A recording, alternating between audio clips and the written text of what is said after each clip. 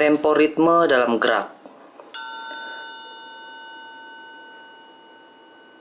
Hari ini kami melihat plakat terpasang di dinding auditorium sekolah. Plakat itu bertulisan tempo ritme.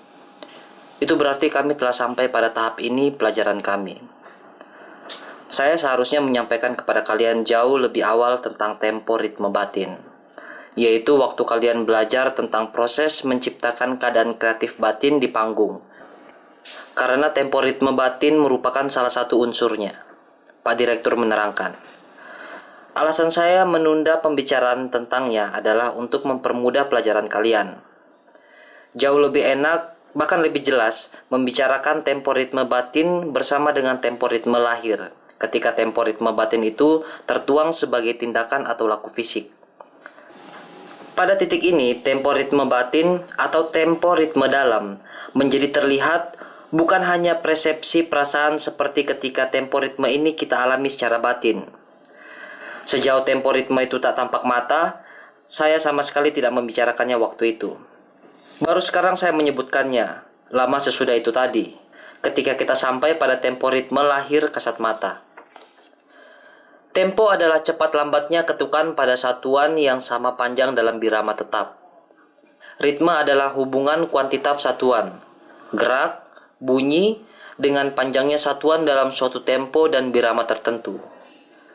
Birama adalah sekelompok ketukan sama panjang yang berulang atau dibayangkan berulang, yang disepakati sebagai suatu dan ditandai oleh tekanan pada salah satu ketukan. Pak Torsov membacakannya dari pernyataan tertulis yang disodorkan oleh Pak Rachmanov. Kalian paham? Tanyanya seusai membaca. Kami akui dengan malu-malu bahwa kami belum memahami sama sekali apa yang dibacakannya. Tanpa mengkritik terlalu keras segala rumusan ilmiah, lanjut Pak Torsov. Saya bayangkan bahwa saat ini, ketika kalian belum mengalami sendiri pengaruh tempo ritme, rumus-rumus tadi memang tidak banyak nilai praktisnya untuk kalian. Malahan sebaliknya, pendekatan intelektual mudah menghalangi kalian menikmati tempo ritme dengan gampang dan santai di panggung, membuat kalian tak bisa memainkan layaknya sebuah mainan. Padahal, itulah tepatnya yang mesti kalian lakukan dengan tempo ritme, khususnya pada tahap-tahap awal. Akan buruk kalau kalian memaksakan diri sendiri membuat irama atau berkerut dahi untuk memecahkan kerumitan variasinya, seolah ritme atau irama adalah soal matematika yang memeras otak. Jadi mari kita kesampingkan rumusan ilmiah itu, dan sementara ini mengasihkan diri bermain dengan ritme, irama. Perhatikan, inilah mainan-mainan kalian. Saya serahkan kepada Pak Rachmanov. Ini wilayah dia. Pak Torsov dan sekretarisnya pindah ke sudut lain auditorium saat Pak Rachmanov memasang serangkaian metronom sebagai alat pengawas di panggung. Metronom terbesar ia pasang di atas meja bundar di tengah-tengah. Dan di sebelahnya, di atas meja-meja kecil, ia pasang 3 metronom yang lebih kecil. Metronom terbesar berdetak keras dan nyaring disetel pada kecepatan nomor 10. Dengarkan teman-teman, kata Pak Rachmanov. Metronom besar ini akan berdetak sekarang dengan ketukan-ketukan lambat. Perhatikan betapa lambat gerakannya. 1, 1, adante, 1, dan adantissimo. Nomor 10 ini sungguh luar biasa. Sekarang kalau saya turunkan bobot pada indikator, kita peroleh adante yang sederhana. Ini sedikit lebih cepat daripada tempo satuan dan adantissimo. Dengarkan. 1, 1, 1. Kita turunkan terus bobotnya. Sekarang begini. 1, 1, 1. Makin cepat, inilah allegro. Dan sekarang presto. Dan ini presto prestissimo. Semua istilah itu menandai tingkat-tingkat kecepatan. Ada banyak tingkatan kecepatan, yaitu sebanyak takitan pada bandul metronom ini. Selanjutnya Pak Rachmanov mulai menggoyangkan bel tangan, menandai setiap duta, lalu 3, lalu 4, 5, 6, detak metronom yang kembali dia setel dengan kecepatan nomor 10. 1, 2, kring, 1, 2, kring. Pak Rachmanov memperagakan hitungan 2 ketukan. Sekarang, 1, 2, 3, kring, 1, 2, 3, kring. Itu hitungan 3 ketukan. Dan sekarang 1, 2, 3, 4 kring. Begitulah hitungan 4 ketukan, ucap Pak Rachmaninoff penuh semangat. Setelah itu, ia menyetel salah satu metronom kecil dan mengatur detaknya menjadi 2 kali kecepatan metronom besar. Kalau yang besar mendatangkan nada-nada penuh, metronom kecil mendatangkan nada-nada setengah. Metronom kecil kedua mengetukkan nada-nada seperempat dan metronom ketiga mengetukkan 8 kali lebih cepat daripada metronom pertama. Metronom-metronom itu mendetak 4 dan 8 kali pada satu ketukan metronom besar. Sayang sekali, kita tidak punya metronom kecil keempat dan kelima. Kalau ada, akan saya setel untuk nada 1/14 dan 1/32. Tentu asik sekali, keluh Pak Rachmaninoff. Ia segera terhibur karena Pak Torsov datang membantu dia. Pak Torsov dan Paul mengetuk-ngetukkan kunci ke atas meja, membuat ritme nada 1/14 dan 1/32. Ketukan-ketukan dari semua metronom kecil jatuh berbarengan dengan metronom besar, hanya pada awal birama dari metronom besar itu. Pada waktu selebihnya, semua ketukan jatuh sendiri-sendiri dan terasa seakan semuanya berantakan dan kacau. Hanya jatuh bersama secara teratur untuk satu detakan itu. Hasilnya adalah orkestra penuh, aneka bunyi. Sulit membedakan bermacam ketukan di tengah hiruk-pikuk bunyi yang memusingkan ini. Namun, selalu ada satu detik keteraturan yang sempurna ketika detak-detak itu jatuh serempak, bergabung menjadi satu ketukan. Kekacauan itu ditambah dengan berbaurnya ketukan-ketukan yang tidak merata. Ketukan 2, 4, dan 8 dicampur dengan ketukan-ketukan 3, 6, dan 9. Kombinasi ini menghasilkan pecahan-pecahan bunyi yang makin banyak dan efeknya yang kacau. Hasilnya adalah bunyi-bunyi yang tak terbayangkan kacaunya, tapi membikin Pak Torsov senang bukan main. Dengarkan, kombinasi ini adalah labirin bunyi, tetapi tetap ada ketertiban tatanan. Ada harmoni di dalam kekacauan yang teratur ini, serunya. Ia tercipta berkat tempo ritme yang dapat membuat keajaiban. Mari kita uraikan ihwal yang menakjubkan ini, bagian-bagiannya satu persatu dan komponennya. Ambil tempo itu. Waktunya. Pak Torsov menunjukkan pada metronom besar. Ini soal pengukuran yang mekanis, menjelimet. Tempo adalah lambat cepat. Tempo memacu atau mengulur-ulur tindakan, memacu atau melambatkan ucapan. Pelaksanaan tindakan dan pengucapan kata membutuhkan waktu. Jika tempo dinaikkan, berkuranglah waktu yang tersedia untuk bertindak, untuk berbicara, hingga kita harus bertindak dan berbicara lebih cepat. Jika tempo dilambatkan, lebih banyak waktu yang terbebaskan untuk tindakan dan wicara. Ada lebih banyak kesempatan untuk melaksanakan tindakan atau laku, untuk mengatakan secara lengkap semua yang penting. Nah, ini ketukan. Pak Torsov menunjuk pada bel yang sejak tadi digoyangkan Pak Rachmaninoff. Bel itu bergerak sesuai dengan metronom besar itu dan juga bergerak dengan ketepatan mekanis. Ketukan adalah ukuran waktu, tapi ketukan ada bermacam-macam.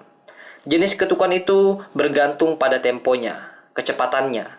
Jika demikian, ini berarti ukuran-ukuran waktu kita bervariasi. Ketukan adalah konsep yang konvensional, relatif. Ketukan tidak sama dengan takaran yang menandai ukuran panjang pendek permukaan sesuatu. Birama atau bar selalu sama. Kalian tidak bisa mengubahnya, sedangkan ketukan sebagai alat ukur waktu terus-menerus berubah. Lalu yang lain-lain itu apa? Metronom-metronom kecil dan ketukan-ketukan tambahan dari tangan saya dan tangan Paul itu? Itulah yang menciptakan irama, ritme. Dengan bantuan metronom kecil, kita membagi interval-interval waktu yang mengisi suatu birama, dan kami, Paul, dan saya, membuat penggalan-penggalan dengan bermacam ukuran. Dari pengalaman-pengalaman itu, kami membuat kombinasi-kombinasi yang menghasilkan ritme-ritme, yang masing-masing banyaknya tak terbatas dalam bingkai satu faktor konstan berupa satu birama tertentu. Hal yang sama berlaku pada acting. Laku kita, ucapan kita, berlangsung di dalam waktu. Di dalam proses membuat laku, berakting, kita harus mengisikan berbagai gerakan ke dalam waktu yang berjalan. Gerak kita itu bergantian dengan jeda-jeda tanpa tindakan. Juga di dalam proses berbicara. Waktu yang berjalan kita isi dengan momen-momen pengucapan bunyi-bunyi yang panjang bervariasi, dengan jeda-jeda di antaranya. Inilah salah satu rumus atau kombinasi yang paling sederhana yang membentuk suatu birama. 1/4 ditambah 2/8 ditambah 4/16 ditambah 8/32 sama dengan satu birama waktu 4/4. Serangkaian kombinasi lain akan menjadi 4/16 ditambah 1/4 ditambah 2/8 sama dengan satu birama waktu 3/4. Ritme ini terbentuk dari momen-momen terpisah dari setiap panjang yang bisa kita bayangkan dan memecah waktu suatu birama menjadi bagian-bagian yang berbeda-beda. Ada kemungkinan yang tak terhitung banyaknya untuk pemindah-mindahan dan pengaturan, penggabungan, dan pengelompokan. Jika kalian menyimak dengan cermat kekacauan irama-irama yang berdetak dari metronom-metronom tadi, tentu kalian temukan di dalamnya segala yang kalian perlukan untuk menciptakan kombinasi dan pengelompokan ritme kalian sendiri untuk mengungkapkan rumus-rumus yang paling beragam dan rumit. Dalam melakukan tindakan dan ucapan kolektif di panggung, kalian masing-masing harus menemukan dan memisahkan semua yang kalian butuhkan sendiri itu dari simpang siur keseluruhan tempo ritme yang ada. Lalu kalian kelompokkan ulang apa yang telah kalian dapatkan itu. Dari situ, kalian dapat membuat alur kecepatan atau birama wicara, gerak, dan pengalaman emosional kalian sendiri yang bebas dan individual dalam peran yang kalian mainkan. Kalian harus terbiasa mencari dan melepaskan irama kalian sendiri dan seluruh campur aduk kecepatan dan kelambatan yang tertata, yang mengepung kalian di panggung.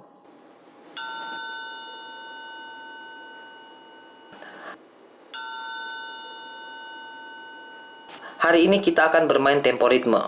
Pak Torsov mengumumkan waktu masuk kelas. Kita akan bertepuk tangan seperti anak kecil. Kalian akan tahu, buat orang dewasa pun ini menyenangkan. Lalu mulailah Pak Torsov bertepuk tangan mengikuti detak metronom yang sangat lambat. 1, 2, 3, 4, dan ulangi. 1, 2, 3, 4, dan sekali lagi. 1, 2, 3, 4, dan seterusnya tanpa berhenti. Selama 1-2 menit, kami terus menumpukan ketukan pertama. Secara serempak kami mengetuk tiap satu dengan tepuk tangan yang nyaring bersama-sama. Tapi ternyata ini tidak begitu menyenangkan, bahkan lebih cenderung bikin mengantuk. Suasananya menjadi membosankan, monoton, bikin malas. Pada awalnya tepukan kami bertenaga dan keras, tapi seiring kami merasakan suasana yang seluruhnya datar itu, tepukan kami makin dan makin melemah, sementara raut kami semakin tampak bosan. 1, 2, 3, 4, dan ulangi. 1, 2, 3, 4, dan lagi. 1, 2, 3, 4. Benar-benar bikin orang mengantuk. Saya lihat kalian tidak mendapatkan kesenangan apa-apa kalau diteruskan. Saya kira kalian akan ketiduran, seru Pak Torsov. Lalu cepat-cepat membuat perubahan pada permainan kami. Supaya kalian bangun, akan saya masukkan 2 aksen pada tiap birama sambil mempertahankan kelambanan yang sama, ucapnya. Bertepuklah bersama-sama tindakan hanya pada 1, melainkan juga pada 3, seperti ini. 1, 2, 3, 4, dan ulangi. 1, 2, 3, 4, dan lagi. 1, 2, 3, 4, dan seterusnya sampai tak berhingga. Perubahan ini membuat permainan kami lebih hidup, tapi tetap saja jauh dari menyenangkan. Kalau itu belum membantu, berikan aksen pada keempat ketukan itu semuanya, tetap dengan kelambatan yang sama, usul Pak Torsov. Perubahan ini menggugah kami, entah karena apa, dan meskipun kami tidak bergairah dengan permainan ini, tepuk tangan menjadi lebih bersemangat. Sekarang kata Pak Torsov, beri saya 2 nada 1/8 pada tiap nada 1/4. Dengan tekanan pada tiap nada 1/8 seperti ini. 1, dan 2, dan 3, dan 4. Dan perubahan yang terakhir ini membuat kami semua duduk tegak. Ketukan-ketukan kami jadi lebih jelas, lebih keras. Kami lanjutkan ini selama beberapa menit. Ketika Pak Torsov mendesak kami menepukan nada 1/16 dan 1/32 dengan aksen yang sama pada nada pertama dalam tiap perempat birama, seluruh tenaga kami bekerja. Tapi Pak Torsov tidak berhenti sampai di situ. Secara bertahap, ia menaikkan waktu metronom. Kami akhirnya tidak bisa mengikutinya dan kami ketinggalan. Kami menjadi penasaran. Kami sangat ingin bertepuk dengan tempo dan irama yang sesuai dengan hitungan. Sebagian dari kami berkeringat, wajah kami memerah. Kami menepukkan telapak tangan sampai terasa panas dan ngilu. Kami menggunakan kaki kami, tubuh kami, mulut kami. Kami meraung. Baiklah, sekarang sudah tahu bagaimana memainkannya. Senang sekarang? Tanya Pak Torsov sambil tertawa. Lihat, bagaimana saya bisa menyihir. Saya mengendalikan bukan hanya otot-otot kalian, melainkan juga emosi, suasana hati kalian. Semau saya, kalian dapat saya tidurkan atau saya angkat gairah kalian sampai setinggi-tingginya. Saya bikin kalian gugup, kalang kabut. Saya bukan penyihir, tapi tempo ritme inilah yang punya daya sihir yang dapat memengaruhi suasana batin kalian. Menurut saya, kesimpulan dari percobaan ini bersumber pada salah paham, Pak Torsov. Bantah Grisha. Kalau Bapak tidak keberatan, saya ingin mengatakan bahwa kalau kami tidak menjadi bersemangat itu bukan karena tempo ritme, melainkan karena gerak yang lebih cepat membutuhkan tenaga 10 kali lipat. Kalau peronda dalam cuaca dingin menjejak-jejakkan tanah dan memukul-mukulkan kedua tangan ke bagian samping badannya, dia tidak sedang menghangatkan tubuh dengan tempo ritme, melainkan dengan memperbanyak bergerak. Iya kan? Bukannya mendebat, Pak Torsov malah menyuruh kami melakukan percobaan yang lain lagi. Ia berkata, saya akan memberi kalian satu birama 4/4 yang berisi satu nada setengah, sama dengan 2 nada 1/4. Lalu satu jeda 1/4, dan akhirnya satu nada 1/4 dalam satu bar. Tolong tepukan dengan aksen pada nada setengah yang pertama. 1, 2, 4. 1, 2, 4. 1, 2, 4. Bunyi saya mewakili jeda 1/4 nada itu. Nada 1/4 yang terakhir diberi aksen dengan lambat dan diperpanjang efeknya. Kami menepukannya sebentar, kemudian mengakui bahwa efeknya pada kami adalah berkembangnya suasana yang anggun dan agak tenang, yang merupakan tanggapan batin kami dari dalam. Lalu Pak Torsov mengulangi percobaan itu. Namun kali ini ia mengubah nada 1/4 terakhir menjadi nada 1/8. Begini jadinya birama itu. 1, 2, sebuah nada setengah.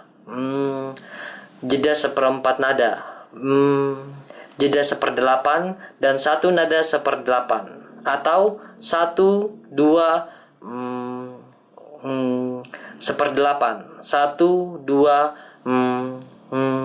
1/8. Apa kalian merasakan bahwa nada terakhir seakan terlambat dan nyaris seperti muluber masuk ke dalam birama selanjutnya? Nada terakhir yang seperti meletup itu nyaris mengganggu nada setengah yang menyusulinya, yang setiap kali tercingkat kaget seperti perempuan santun yang grogi. Bahkan Grisha pun tidak membantah kali ini. Ia mengakui bahwa suasana serius dan percobaan sebelumnya telah digantikan bukan oleh gejolak, melainkan oleh implikasi dan gejolak itu. Fakta ini langsung terserap oleh kami. Kemudian nada setengah itu digantikan oleh 2 nada 1/4.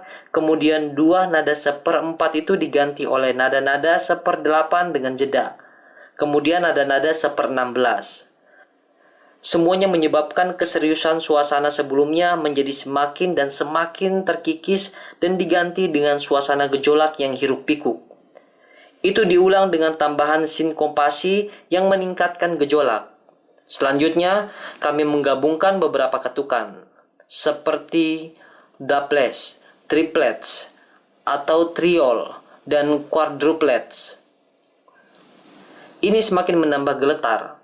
Percobaan-percobaan itu diulangi dengan tempo-tempo yang lebih cepat, yang lalu terus-menerus menciptakan suasana-suasana baru dan reaksi-reaksi emosional yang terkait.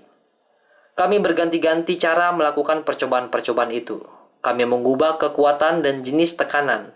Kami gunakan aksen yang tebal dan kaya, yang kering, yang patah-patah, atau yang ringan, yang berat, yang keras, yang lembut.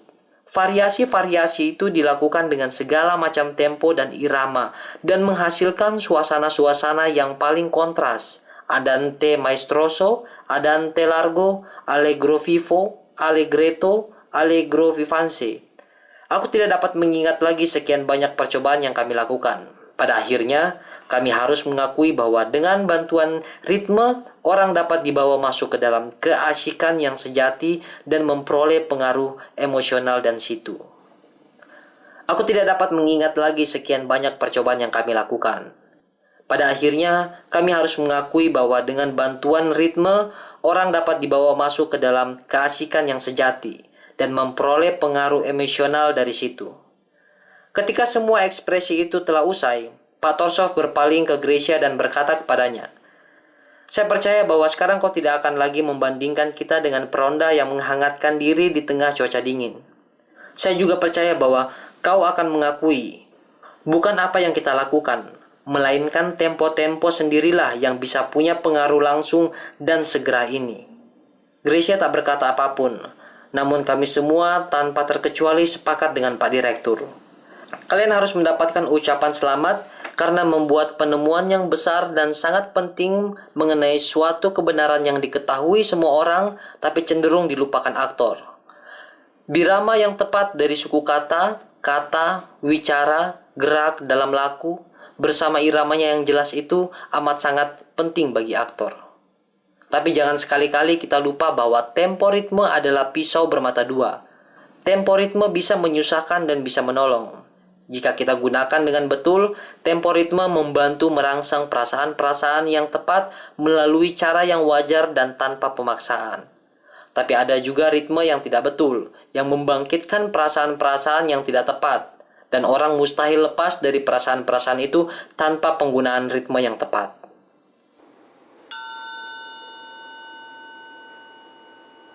Tentu, Pak.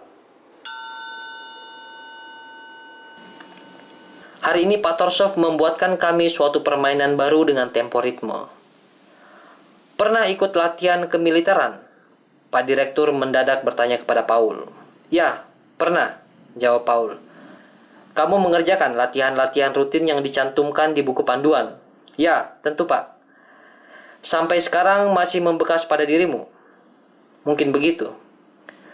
Coba munculkan lagi dalam kesadaranmu. Perlu dipancing, Pak.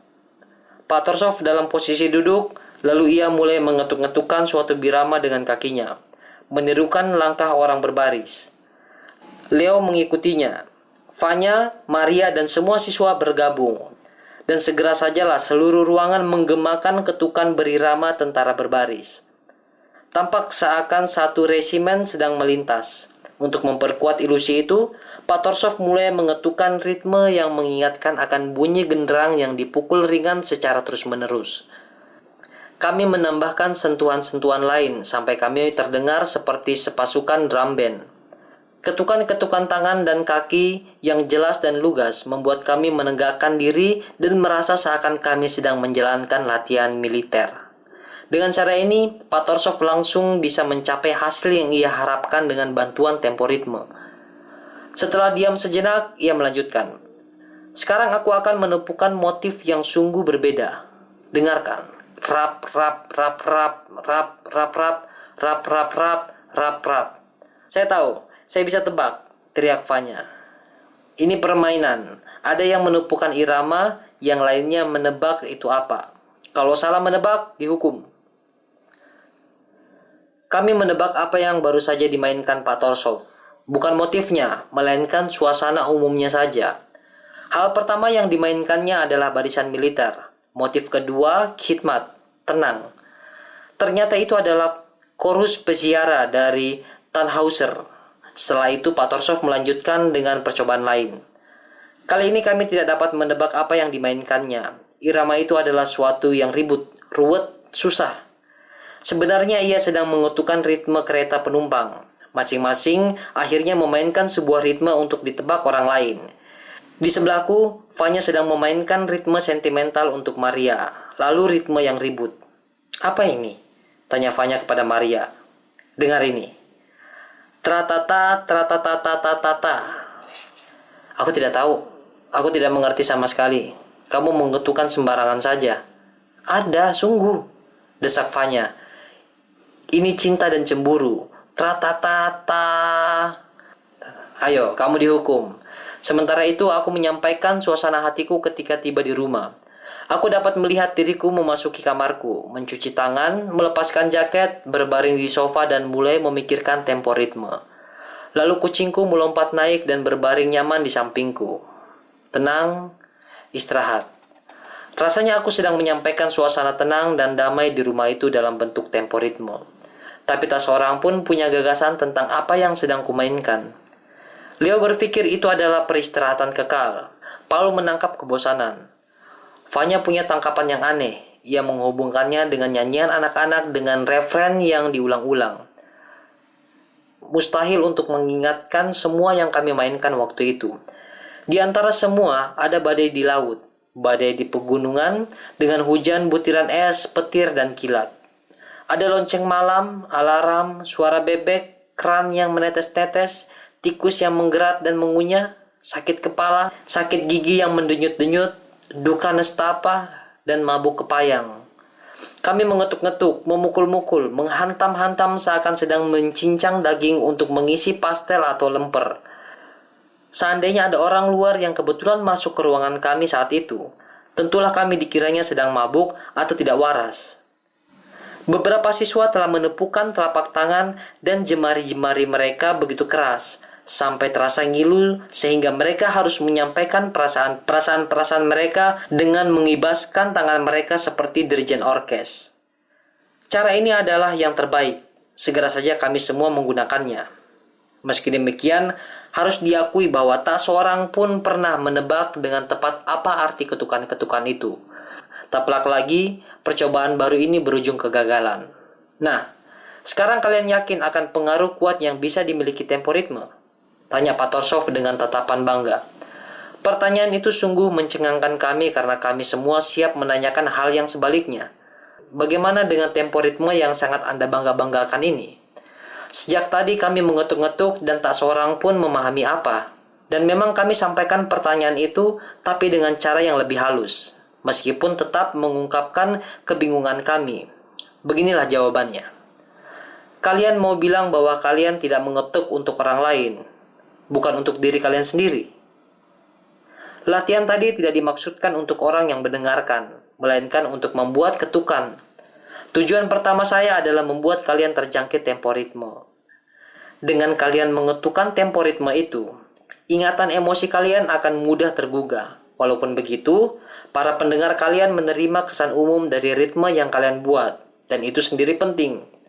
Seperti yang kalian lihat, bahkan Grisha tidak keberatan untuk menunjukkan pengaruh tempo ritme pada perasaan.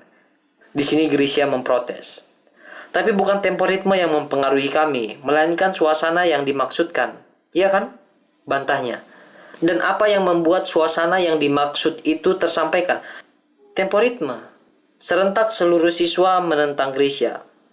Tidak penting di sini apakah orang lain mengerti kalian atau tidak. Pak Torsov menegaskan maksudnya. Yang jauh lebih penting adalah bahwa ritme-ritme yang kalian bawakan itu memacu imajinasi kalian sendiri untuk bekerja sekaligus mengungkapkan keadaan tertentu di sekeliling kalian dan emosi yang sejalan dengan keadaan itu.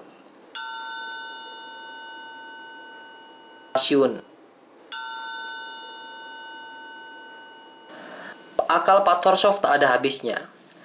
Hari ini ia merancang permainan baru. Dengan cepat, tanpa pikir panjang, ambil tongkat ini dan ketukan tempo ritme seorang pelancong yang mulai perjalanan panjang dengan kereta api. Dalam mata pikiranku, aku melihat sudut stasiun, loket, antrian panjang, dan calon penumpang. Loket masih tutup, kemudian dibuka. Para pembeli tiket mendorong maju perlahan. Membosankan, selangkah demi selangkah, sampai tiket dibeli. Kembali dihitung. Selanjutnya, dengan tak sabar aku menatah barang bawaan yang kujinjing. Sementara itu dalam hati, aku membayangkan sedang melihat-lihat surat kabar dan majalah di kios-kios. Akhirnya aku berada di restoran stasiun untuk mengisi perut sedikit sebelum mencari kereta, gerbong, dan tempat dudukku.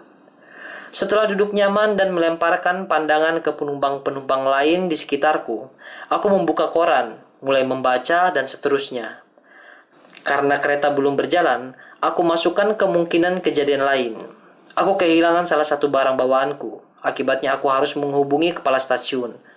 Pak Torsov tetap membisu saat terpikir olehku untuk menambahkan membeli rokok, mengirim telegram, mencari-cari kalau ada temanku di kereta yang sama, dan sebagainya.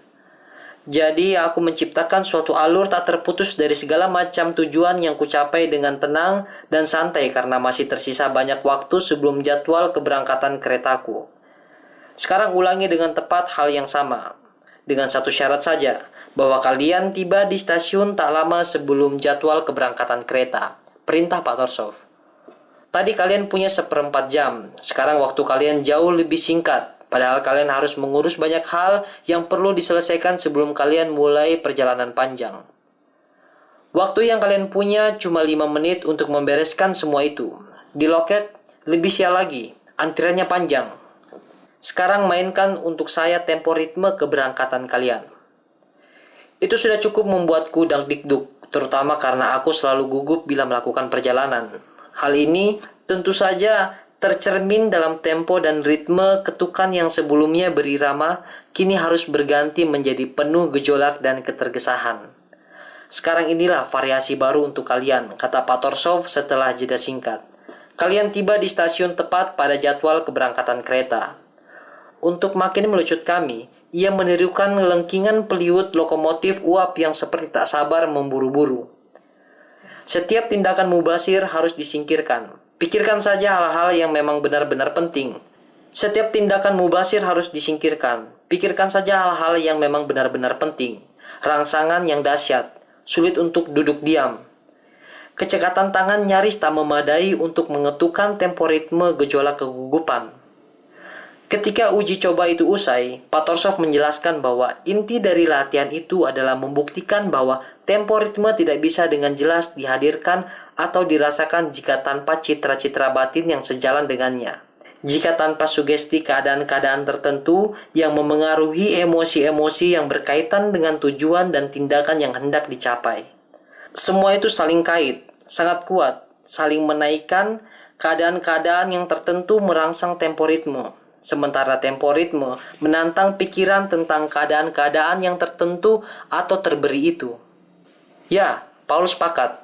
Saat ia mengingat latihan yang baru saja selesai, latihan ini benar-benar memaksa saya memikirkan dan melihat apa yang terjadi dan bagaimana ketika orang mulai suatu perjalanan panjang. Baru setelah itu saya menyadari apa itu tempo ritme. Jadi tempo ritme merangsang bukan hanya ingatan emosi kalian, kata Pak Torsov. Seperti yang kalian rasakan dengan begitu mengasihkan ketika sedang mengetukkan waktu pada pelajaran-pelajaran sebelumnya. Tempo ritme juga menghidupkan ingatan visual kalian beserta citra-citranya. Itu sebabnya, keliru jika tempo ritme hanya digunakan untuk kepentingan berirama dan kecepatan. Kita memerlukan tempo ritme dalam panduannya dengan keadaan-keadaan tertentu yang menciptakan suasana hati. Kita membutuhkan tempo ritme demi substansi batin tempo ritme itu sendiri. Barisan militer, perjalanan santai, dan perarakan pemaksaan bisa jadi terukur dalam tempo ritme yang sama. Namun yang sangat membedakannya adalah kandungan batinnya, suasana hatinya, kekasan yang samar dan tak terindra. Singkatnya, tempo ritme tidak hanya mengandung kualitas-kualitas lahiria yang secara langsung mempengaruhi sifat-sifat kita, melainkan juga kandungan batiniah yang menumbuh kembangkan perasaan-perasaan kita. Secara demikianlah, tempo ritme tinggal di dalam ingatan kita dan bisa digunakan untuk tujuan kreatif.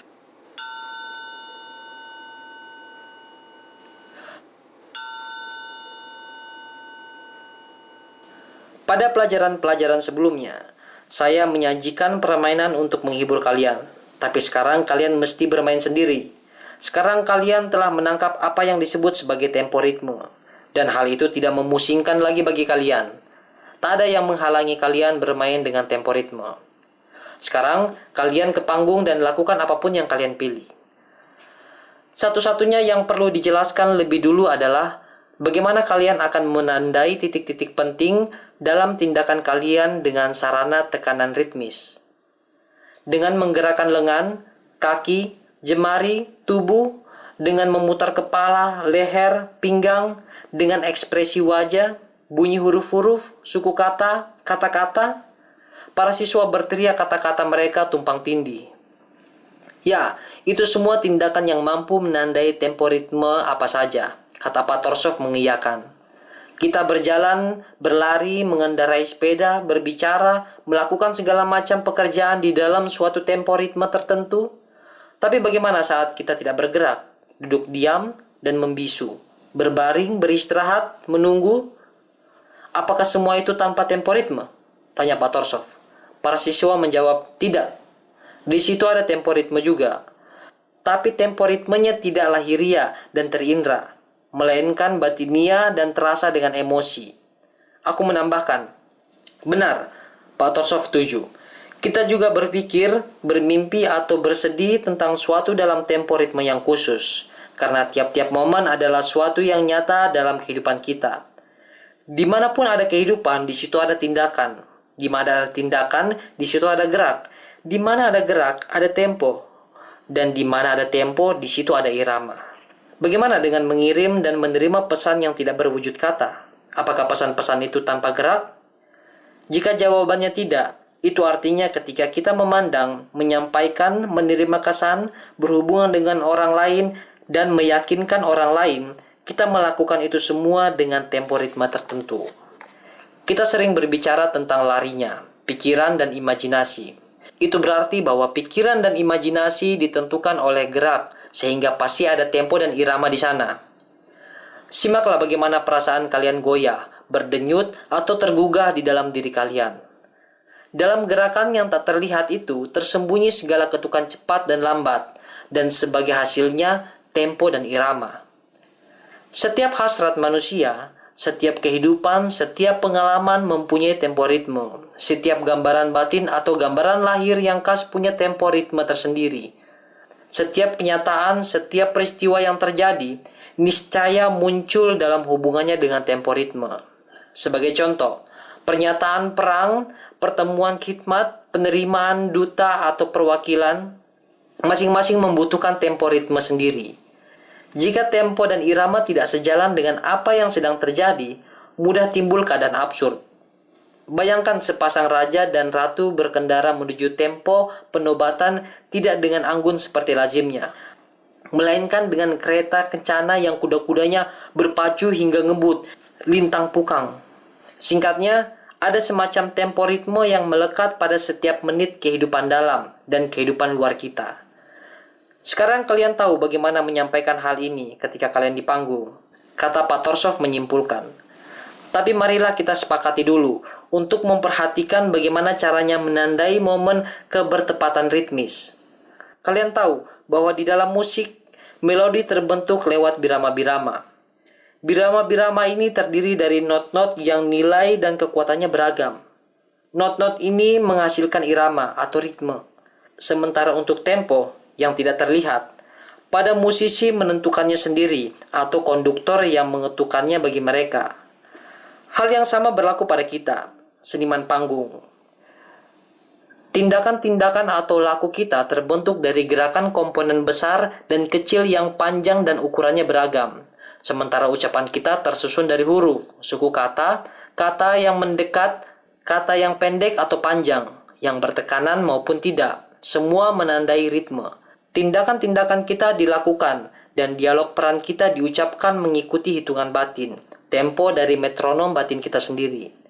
Jadi biarkan suku kata dan gerak kalian bertekanan, secara sadar atau tak sadar menciptakan momen-momen tanpa putus ketika terjadi bertepatan dengan hitungan batin kalian. Jika seorang aktor secara naluriah betul dalam merasakan dan menalar apa yang diucapkan dan tindakannya di panggung, tempo ritme yang benar akan tercipta dengan sendirinya. Tempo ritme itu akan membagi dengan tepat kata-kata yang bertekanan dan tak bertekan, maupun titik-titik kebertepatan atau konsidensinya. Jika hal ini tidak terjadi, satu-satunya jalan bagi kalian adalah menentukan tempo ritme dengan sarana teknis, dengan kiat yang biasa, yaitu dari luar ke dalam. Untuk tujuan itu, kalian harus mengetukan sendiri ritme yang kalian butuhkan. Sekarang kalian sadar, itu mustahil kalian lakukan tanpa gambaran atau citra batin, tanpa penemuan imajinatif, tanpa keadaan-keadaan yang tertetapkan, yang semuanya itu bersama-sama merangsang perasaan. Mari kita uji sekali lagi ikatan antara tempo ritme dan perasaan.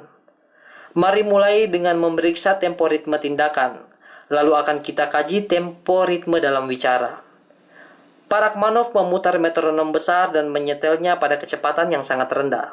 Pak Torsov mengambil selembar map kertas yang kaku yang kebetulan tergeletak di atas meja dan mulai menaruh barang-barang di atasnya seolah map itu sebuah nampan, asbak, sekotak korek api, penindih kertas, dan sebagainya. Dengan ketukan metronom yang tenang itu, ia menyuruh Leo mengambil dan membawa benda-benda itu. Kemudian dengan hitungan waktu 4/4, Leo diminta mengembalikan benda-benda itu ke atas nampan, mengambilnya dari nampan, dan membagi-bagikannya kepada yang hadir. Ternyata Leo bergerak tanpa ritme dan gagal sama sekali. Ia harus didesak dan dipaksa melakukan semua jenis latihan supaya terbantu. Siswa-siswa lainnya ikut bergabung. Inilah yang harus kami lakukan. Mengisi interval panjang di antara dua ketukan metronom dengan satu tindakan atau gerakan saja. Beginilah dalam musik, ketika satu not penuh mengisi keseluruhan birama, Pak Torsov menjelaskan. Bagaimana kita memberikan alasan pembenaran bagi gerakan lambat semacam itu? Kerenggangan tindakan semacam itu? Aku mencobanya dengan pemusatan perhatian yang hebat, seperti yang diperlukan untuk mengamati suatu titik yang tak jelas di kejauhan. Aku temukan satu titik pada dinding di ujung auditorium itu. Lampu samping di panggung menyebabkan aku tidak dapat melihatnya dengan jelas. Aku harus mengangkat telapak tanganku ke kening untuk melindungi penglihatanku dari cahaya. Itulah satu-satunya tindakan yang kulakukan untuk periode awal itu. Setelah itu, dari birama ke birama, aku membiasakan diri dengan objek yang sama dengan cara yang baru. Ini memberiku alasan untuk mengubah posisi tangan dan tubuhku, bahkan kakiku, seraya condong ke depan dan ke belakang dalam upaya untuk melihat titik yang jauh itu dengan lebih baik. Semua gerakan itu membantuku mengisi birama-birama baru. Setelah itu, salah satu metronom kecil dihidupkan di sebelah metronom besar. Metronom itu mula-mula mendetak 2 ketukan, kemudian 4, 8, 16 ketukan dalam satu birama, setara dengan nada-nada setengah, 1/4, 1/8, dan 1/16 di dalam musik. Berturut-turut kami harus mengisi birama dengan 2, 4, 8, 16 gerakan. Tindakan-tindakan ritmis itu didasarkan pada gerakan-gerakan mencari-cari di kantung kami, secari kertas yang penting. Mulai gerakan kami lambat-lambat, tapi makin lama makin cepat, terburu-buru. Ketika kami tiba pada tempo gerak yang paling cepat, aku membayangkan sedang menghalau sekawanan lebah yang merubungku. Sedikit demi sedikit, kami menjadi terbiasa dengan tempo ritme tindakan. Kemudian kami mulai bermain-main dengan itu. Ketika suatu tindakan bertepatan dengan ketukan metronom, kami merasakan sensasi yang menyenangkan. Hal ini membuat kami meyakini segala yang sedang terjadi di panggung. Ketika saat itu berlalu, dan hitungan dengan ketepatan matematika dilanjutkan lagi, kami kembali bekerja sungguh-sungguh. 6. Pelajaran berikutnya dimulai dengan latihan nampan lagi. Leo masih belum bisa berbuat apa-apa, maka nampan itu diserahkan padaku. Karena sangat lambatnya tempo metronom, dengan hanya satu not penuh dalam birama, artinya hanya satu gerak. Gerak perlu diperpanjang agar seluruh ruangan di antara ketukan terisi. Hal ini tentu saja menimbulkan suasana hati yang halus, mengalir dan serius, dengan semacam gema atau pantulan batin yang kemudian menimbulkan laku yang sesuai. Gagasan yang kukembangkan adalah bahwa aku pimpinan berbagai macam klub olahraga yang sedang membagi-bagikan pitah dan hadiah. Mula-mula aku dipersilakan meninggalkan ruangan, lalu masuk dan mengambil kembali pita dan hadiah yang telah aku bagi-bagikan dalam ritme berbicara yang sama. Aku melaksanakan semua yang dikehendaki tanpa merenungkan apa yang bisa menjadi dasar tindakan yang baru ini. Tapi laku itu sendiri dan suasana upacara yang diciptakan oleh tempo ritme menyiratkan gagasan tentang keadaan sekeliling yang baru padaku. Rasanya aku seperti juri yang diusir dengan tidak adil oleh para penerima hadiah. Secara naluri, aku bereaksi terhadap sasaran-sasaran perhatianku dengan perasaan tidak senang. Ketika aku harus mengulang latihan itu dengan tempo ritme yang lain dalam nada seperempat, aku merasa seperti orang kepala nelayan yang dengan patuh menawarkan gelas-gelas sampan dalam acara resmi. Laku yang sama, tapi dipacu dengan nada seperdelapan, mengubahku menjadi pelayan di kafetaria stasiun yang dikerubungi penumpang kereta api yang penuh yang sedang berhenti sejenak. Aku berkelebatan dengan geram, mondar-mandir membawa piring-piring berisi makanan untuk semua. Aku berkelebat dengan geram, mondar-mandir menawarkan piring-piring berisi makan untuk semua. Sekarang coba lakukan dengan hitungan 4/4 yang sama. Tapi bagilah nada seperempat yang kedua dan keempat menjadi nada seperdelapan. Perintah Pak Torsov. Semua suasana upacara lenyap seketika. Nada-nada seperdelapan yang goyah itu, yang dijepit dua ketukan seperempat, menciptakan suasana nanar, kikuk, dan kurang yakin. Aku merasa seperti Epic Hodov dalam The Carry Our Car, yang selalu terantuk pada 22 kesialan. Ketika aku harus mengganti nada seperdelapan dengan nada-nada seper-16, rasa kikuk dan salah tingkahku meningkat tajam. Aku terus-menerus menangkap piring-piring yang jatuh berluncuran dari tanganku. Atau mungkin aku mabuk. Pikiranku itu berkelebat dalam otakku. Setelah ini, kami diminta melakukan latihan serupa dengan ketukan sinkop. Ini meningkatkan perasaan gelisah, gugup, tak pasti, dan bimbang bertindak. Keadaan ini menyeratkan khayalan paling sinting tentang dasar laku atau tindakan kami. Meskipun begitu, aku meyakini, misalnya, terpikir olehku bahwa sampan itu diracuni. Pikiran ini membuatku tak yakin dalam bergerak. Dalam latihan ini, Vanya lebih berhasil daripada aku. Dia membuat nuansa tempo yang nyata, largo lento, diikuti dengan staccato. Begitulah Pak Torsov menyimpulkannya. Vanya menang dengan gemilang. Harus kuakui latihan hari ini meyakinkanku bahwa tempo ritme gerakan tidak hanya sanggup memancing perasaan yang tepat secara intuitif, langsung dan segera, dan membangkitkan penghayatan atas apa yang sedang kita lakukan, melainkan juga membantu mengendalikan daya cipta kita. Pengaruh terhadap ingatan emosi dan imajinasi sangat terasa ketika tindakan atau laku ritmis itu dilakukan dengan iringan musik. Tentu saja kemudian kami menemukan kombinasi antara tempo ritme itu sendiri, seperti yang diberikan oleh ketukan metronom dengan suara, harmoni, dan melodi. Semua ini menggerakkan kami dengan cukup kuat. Pak Torsov meminta Pak Rachmanov memainkan piano dan kemudian menyuruh kami masing-masing untuk berakting sesuai musik.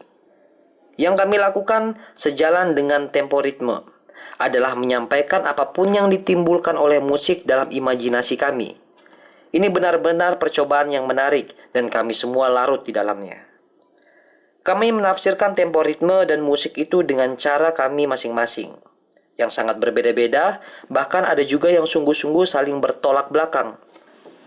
Terlepas dari apa yang hendak disampaikan Pak Rachmanov sendiri dengan bunyi-bunyi itu, tapi untuk kami masing-masing, tafsir kami meyakinkan. Dengan iringan sebagian dari ritme yang resah, aku mengangankan seseorang berpacu. Orang Sirkasia. Aku pasti ada di pergunungan di wilayah Kaukasus. Mungkin aku tertangkap. Aku bersih cepat melompat, menyuruk di antara kursi-kursi dan berbagai perabotan, yang bagiku mewakili bongkahan-bongkahan batu. Aku membungkuk di wilayah batu-batu itu, yakin bahwa orang berkuda itu tidak dapat menjangkauku. Lalu melodi melembut, sentimental, menawarkan ritme baru dan laku baru pula. Angan-anganku berbelok ke cinta, alih-alih bandit berkuda. Mungkinkah itu jantung hatiku yang bergegas menemuiku? Sekarang, aku malu dengan perilaku pengecutku. Betapa bahagia dan terharunya aku, karena dia begitu tak sabar ingin bertemu denganku. Tapi musik telah berubah menjadi seram, menakutkan. Musik itu merampas dariku, dia hanya mengelabuiku. Jelaslah, tempo ritme punya kekuatan untuk tak hanya memancing ke arah citra-citra tertentu, melainkan juga adegan lengkap. 7. Hari ini Pak Torsov memanggil semua siswanya ke panggung.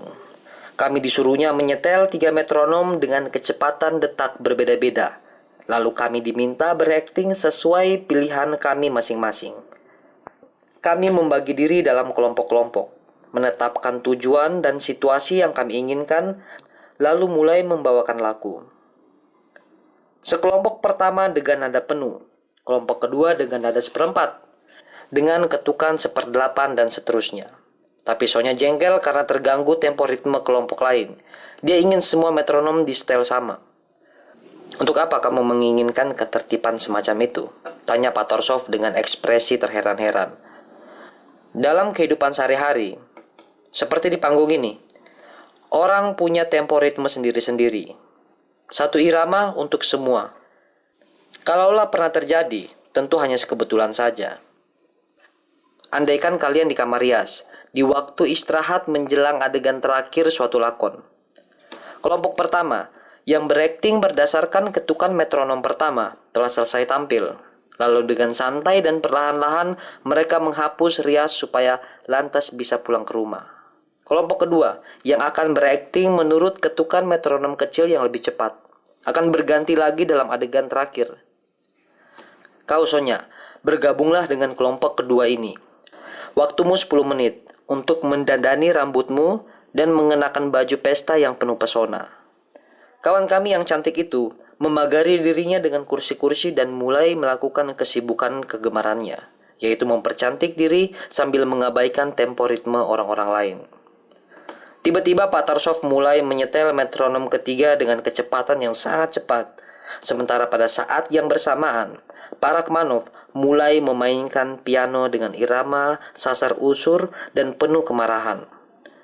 Kelompok ketiga harus berganti kostum dengan sangat tergesa-gesa, karena mereka akan bermain di adegan pertama dalam babak terakhir itu. Apalagi, beberapa bagian kostum mereka berserakan di seantero ruangan, dan mereka harus cepat-cepat mencari dan menemukannya di tumpukan kostum yang campur aduk dan acak-acakan. Tempo ritme yang baru ini sangat bertolak belakang dengan kedua tempo ritme sebelumnya, dan membuat adegan ini lebih rumit, hidup, dan tenang. Tapi Sonya benar-benar tidak menghiraukan perbenturan ritme itu, dan terus saja tenang-tenang melanjutkan menata rambut. Mengapa kali ini kamu tidak terganggu oleh siapapun? Tanya Pak Torsov kepadanya ketika uji coba itu usai. Entahlah Pak, jawabnya. Saya sibuk sekali tadi. Itu dia, kata Pak Torsov, menyergap penjelasan Sonya. Yang awal tadi, kamu hanya mengikuti ritme demi ritme itu sendiri. Sedangkan yang baru saja kau lakukan adalah berakting dengan sepenuh dirimu, dengan satu tujuan, dengan ritme. Itulah sebabnya kamu tidak punya waktu untuk terganggu oleh apa yang sedang dilakukan orang-orang lain di sekitarmu. Pak Torsov meneruskan berbicara tentang ritme atau irama bersama ritme kolektif. Ketika sejumlah orang hidup dan berakting bersama di panggung dalam satu irama tunggal, seperti para serdadu dalam barisan atau para penari balet dalam ensemble, terciptalah tempo ritme yang distilisasikan. Kekuatan terletak dalam pergelaran masalnya, dalam pelatihan mekanisnya yang menyeluruh. Terlepas dari segelintir kasus, ketika seluruh kerumunan dikuasai oleh satu dorongan bersama, jenis tempo ritme yang dirancang untuk semua orang tidak lepas dengan kesenian realistik kita, yang menghendaki kita memproduksi ulang beraneka warna dan nuansa kehidupan. Kita takut pada hal-hal yang konvensional. Ini membawa kita ke arah akting berpura-pura yang rutin dan klise. Kita memang menggunakan tempo ritme, tapi tempo ritme yang tidak sama untuk semua yang terlibat dalam sebuah adegan. Kita berbaur dalam tempo dan ritme yang sangat berbeda-beda, yang sebagai keseluruhannya menciptakan berbagai nuansa kehidupan sejati dan nyata. Penyatuan irama yang bermacam-macam ini sangat penting. Misalnya, untuk membangun adegan kerumunan, keributan massa. Tentang perbedaan antara pendekatan yang umum dan mendasar, serta pendekatan yang lebih rinci terhadap ritme, dapat saya berikan ilustrasinya begini. Ketika anak-anak menggambar dengan cat, mereka menggunakan warna-warna dasar. Hijau untuk rambut dan dedaunan, coklat untuk batang pohon, hitam untuk tanah, biru muda untuk langit. Ini elementer dan konvensional. Seorang pelukis mencampur warna-warna yang dibutuhkan dari warna-warna dasar ini. Biru tua dipadu dengan kuning untuk menghasilkan berbagai warna hijau. Merah dicampur biru untuk membuat berbagai warna ungu, dan seterusnya. Nah, dengan cara ini, pada kanvas pelukis ada berbagai titik nada, warna yang meliputi semua rona dan nuansa. Cara kita menggarap tempo ritme sama dengan cara melukis menangani warna. Kita membuat kombinasi dari segala jenis kecepatan dan birama. Berikutnya Pak Torsov menjelaskan kepada kami bahwa berbagai irama dan tempo itu harus ditemukan tak hanya dalam tindakan serempak di antara aktor yang tampil dalam adegan yang sama di saat yang bersamaan, tapi juga dalam setiap aktor. Satu tempo ritme keseluruhan yang mencakup segalanya tak hanya tepat, melainkan niscaya harus. Tapi saat ketepatan hati bergulat dengan kebimbangan, seperti dalam batin Hamlet, dibutuhkan gabungan berbagai ritme yang muncul serempak. Dalam kasus macam ini, beberapa tempo ritme yang berbeda memancing pergulatan di dalam batin yang asal-usulnya berlawanan. Ini meningkatkan pengalaman penghayatan aktor atas perannya, memperkuat aktivitas batinnya, dan menggairahkan perasaan-perasaannya. Aku ingin menguji diriku dan menetapkan dua tempo ritme yang berlawanan. Tempo ritme pertama sangat cepat, sedangkan tempo ritme kedua sangat lambat. Bagaimana dan dengan sarana apa aku bisa menjadikannya masuk akal? Ini adalah gagasan bodoh yang terbetik dalam pikiranku. Aku apoteker yang mabuk. Aku mengacak-ngacak apoteker di luar kesadaranku. Aku mengocok obat dalam botol-botol kecil. Khayalan ini membuat peluang bagiku untuk menggunakan irama yang sangat tak terduga. Cara berjalanku yang mabuk dengan kaki yang goyah memberikan alasan membenar untuk tempo yang lambat. Sementara kocokan botol memerlukan ritme cepat dan campur-campur. Pertama-tama, aku menggarap cara berjalan. Untuk lebih memperlambat gerakku, aku harus menekankan kemabukanku. Aku merasa yang sedang aku lakukan itu tepat, dan ini memberiku sensasi yang menyenangkan. Lalu aku mengurai gerak-gerak tanganku ketika mengocok obat. Untuk membuat irama yang cepat jadi beralasan, aku ingin membuat gerak-gerakan yang paling tolol dan tidak teratur yang akan sangat sejalan dengan keadaan diriku yang kuangankan. Jadi kedua ritme atau irama yang berlawanan itu muncul bersama-sama dan melebur sendiri tanpa dipaksa-paksa. Aku senang dengan permainanku sebagai pemabuk ini, dan tepuk tangan penonton membuatku bersemangat. Dalam latihan berikutnya, kami diminta menggabungkan 3 tempo yang benar-benar berbeda dalam diri seseorang, yang diketukan oleh 3 metronom. Untuk membuatnya masuk akal, berikut ini disarankan. Katakanlah aku seorang aktor yang sedang bersiap untuk sebuah pertunjukan. Aku membaca sajak dan mengucapkannya dengan hati-hati, dengan jeda-jeda sesuai tempo metronom pertama. Selagi aku melakukan ini, aku begitu gugup sehingga aku mondar-mandir di ruangan riasku sesuai tempo metronom kedua. Pada saat yang bersamaan, aku bergegas mengenakan kostumku, memasang dasiku, dan lain-lain dengan mengikuti tempo metronom ketiga yang sangat cepat. Untuk mengatur tempo ritme dan tindakan yang bermacam-macam ini, aku memulainya seperti yang sudah kulakukan di latihan sebelumnya, yaitu menggabungkan 2 rangkaian tindakan dan tempo ritme, mengenakan kostum dan berjalan.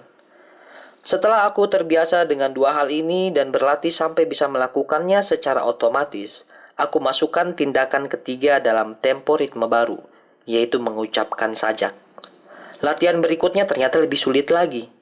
Coba kita andaikan kau sedang memainkan peran Esmeralda, yang sedang dibawa ke tempat dia dihukum mati. Pak Torsov menjelaskan kepada Sonya. Arak-arakan bergerak lambat seirama bunyi ketukan dengan genderang yang mengancam. Di dalam diri perempuan yang terhukum ini, jantungnya berpacu dan berdegup dengan sangat tidak beraturan. Ia menyadari inilah saat-saat terakhirnya di dunia. Bersamaan dengan itu, perempuan yang tak berdaya ini, dalam tempo ritme ketiga, mengucapkan doa untuk keselamatan hidupnya. Sementara tangannya mengelus dadanya dalam tempo ritme yang lain lagi. Sulitnya tugas ini membuat Sonya memegang kepalanya dengan tangannya. Pak Torsov cepat-cepat meyakinkan dia. Akan tiba masanya pada saat-saat seperti ini, kau bukan yang akan memegang kepalamu seperti itu, melainkan memegang kuat-kuat ritme itu sendiri sebagai andalan hidupmu. Tapi untuk saat ini, mungkin sebaiknya kita mencoba sesuatu yang lebih mudah. 8. Hari ini Pak Torsov menyuruh kami mengulangi semua latihan tempo dan ritme yang kami lakukan dalam pelajaran sebelumnya. Tapi kali ini, tanpa bantuan ketukan metronom, hanya dengan hitungan batin.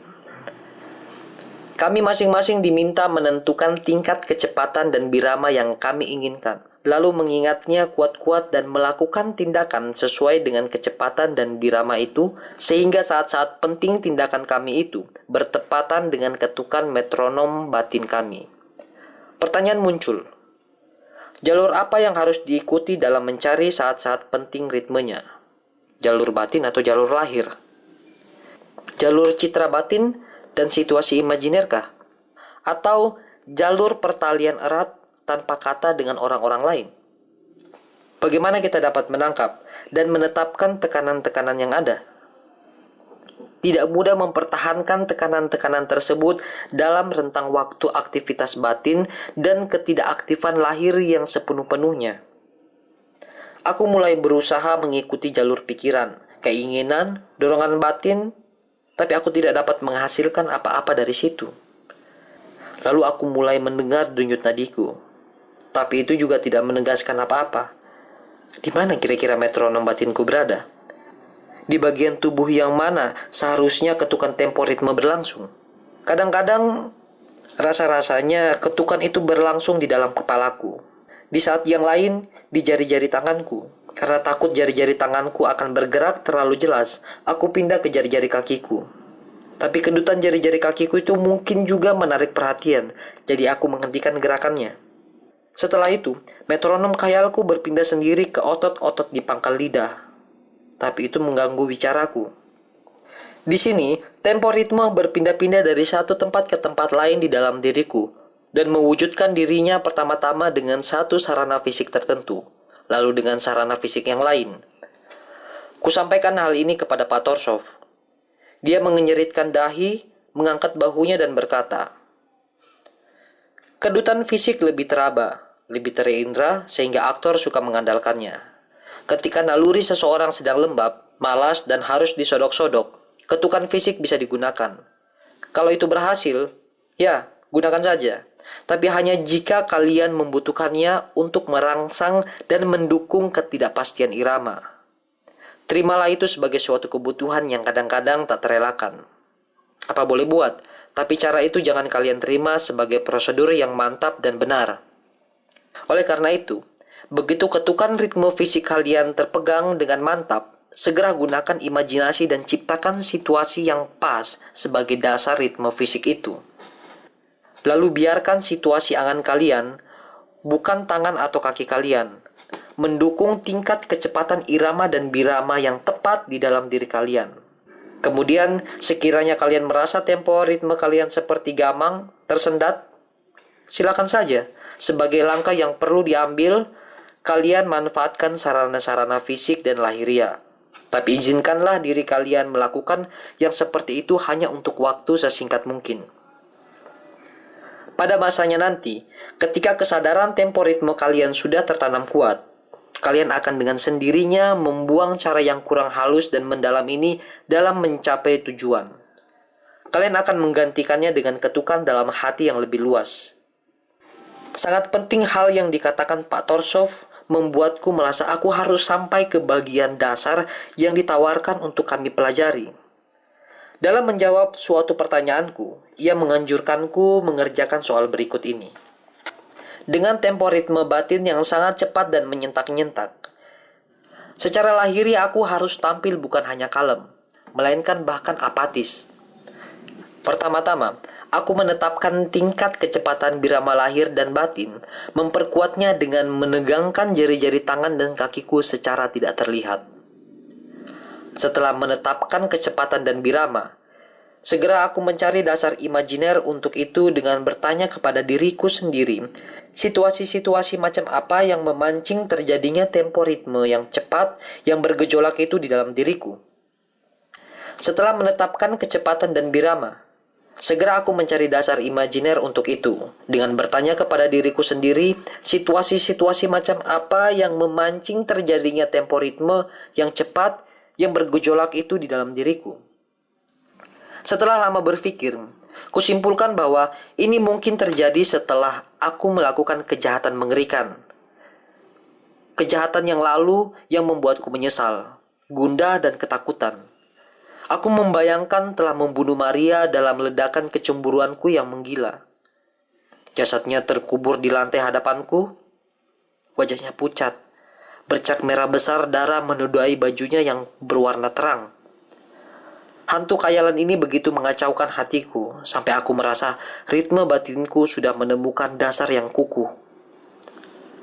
Ketika tiba saatnya aku harus membuat tempo ritme lahiria yang tenang dan malas, lagi-lagi aku mengambil langkah awal dengan menentukan ketukan dalam jari-jari tanganku yang mengepal.